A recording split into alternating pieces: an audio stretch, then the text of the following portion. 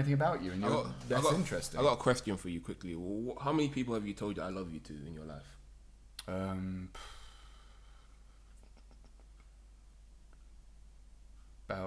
Probably about 5, not including friends who I really do love to pieces. But I'll talk about relationships. Relationship-wise, you got 1, 2, 3, 4, 5. Yeah, about 5 or 6. But I think that the major ones have been the ones that have actually kind of not given that much back. The relationships that I dwell on, where actually it was less about. I wouldn't say that I was ever in a position where somebody didn't love me back. I think that that's always been the case. But I think that relationships in which you find yourself giving more than the other partner are the hardest ones to get over. Right. I know that it took me a long time to get over an ex-girlfriend of mine from 2018 and also from 2015-ish, because they weren't really committing or giving me what I wanted at the same time. They were taking what they needed from me and I was giving them everything. So therefore you kind of feel like more of a failure when that relationship falls down, because the pressure and the onus has been on you. So those 5 people you told that you loved them to, you was with them for how long? Like at least 2 years each. No, around about 18 months to 2 years. And you told them, so 5 years each. And you told them well, it just kind of comes out when you feel it. I think that's the thing. I mean, I'm quite a romantic person, and I'm quite open. It's like usually it will come out because you're drunk. And you're sitting there. I mean, I remember when, for example, my ex-girlfriend who I lived with for a while, she and I said it, and I think I said it accidentally beforehand, but I remember the exact time. It was around Christmas, and we'd been together for about 3 months, and mic drop, and we went out for Christmas for a meal. It was like an anniversary, sort of 3 months in kind of thing. Had a lovely meal, had a great night out, got really pissed on cocktails and shit. We're standing outside waiting for a taxi. We're both off our faces sharing a cigarette. And she goes, and I was like, you know what? I fucking love you. And because she looked great. She felt great. She was there with me. And it was just this wonderful little moment.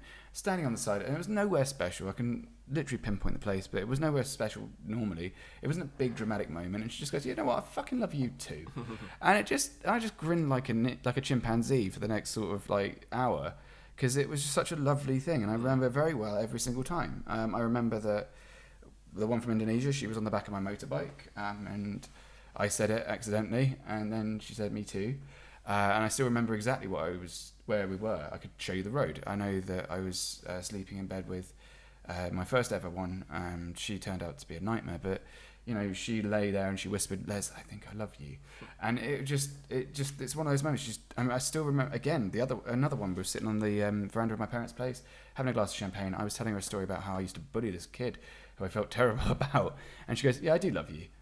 And I was like, and it's just those moments that stick with you a lot. And it's kind of like I know that it's all about, like everyone thinks it's about sex. It's not.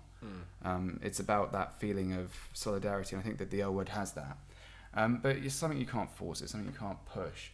And it's something you can't do anything about. It's not like, like anything else. I think with me, it takes me a while to get there in terms of it's not something I'll throw around. I've only told 2 people that I love them in my life in terms of dating. And it's not something I'll throw around. Married to one of them, hopefully. Yeah, married to one of them. And the other girl's still out there, finding her way. Yeah. Which is a nightmare. So, oh no, I remember that one. Yeah, fuck that. Fuck that. All right, yep, no, you did well. Go on. Yeah, love is fickle. Love is hard. But go on. Yeah, so I don't throw away around that word. It's something that I think you have to mean. So to me, it sounds crazy you saying that after a few months or something. No, I think that for me, I've always been a bit. Sorry, I poured a drink there. I've always been a bit eager to be in love, and I think as I've got older, I've recognised more and more. I mean, this is ironic considering that the criteria thing that I was just bitching about, is that you recognise more and more how much of that is you and how much of that is the other person, how much of that is what you want to see in this other person. Yeah. So, it's about not necessarily being patient, but because I'm very impatient naturally, but more about sort of making sure the type of love and the kind of that you're not just caught up in that sort of euphoria of the honeymoon phase, but actually, there's different types of love. Yeah. And of course, you know, like you get the euphoric, you're amazing, I just want to spend my entire time inside you type thing. You know, like, and you know, or like I want to get in your head and I want to get in your body, I just want to get close, I just want everything with you. You know, like I want to share my fucking breakfast and my dinner and my lunch. You know, it's like, you know, I want to give you my spare sandwich kind of thing. But, you know, and I think that that's quite clingy in some ways, but I'm a little bit clingy. But I do think, though, that there's love and there's long-term love. And I think that the 18-month mark is where you kind of can tell, not just if there's a future, but if there's reality there. But I think that also when, particularly for women, is of course, you know, there's the biological clock that kind of kicks in around your early 30s. And I feel sorry for that because I know that, you know, my ex-girlfriend was a bit older than me by about 5 years. And, you know, she's a brilliant person who definitely deserves to be loved. And I still admire her and I still respect her. And I still think that, you know, even though she tried to sue me, she is great, you know, but I know why I broke up with that person because I knew that I couldn't provide a future, and I knew that my circumstances were nowhere near hers. She had a stable job, a stable career, and my life is chaos because of what I do and the way that my brain works. This is the most YouTube thing we're ever going to do. Yeah. We hope you enjoyed our video. Please do like and subscribe.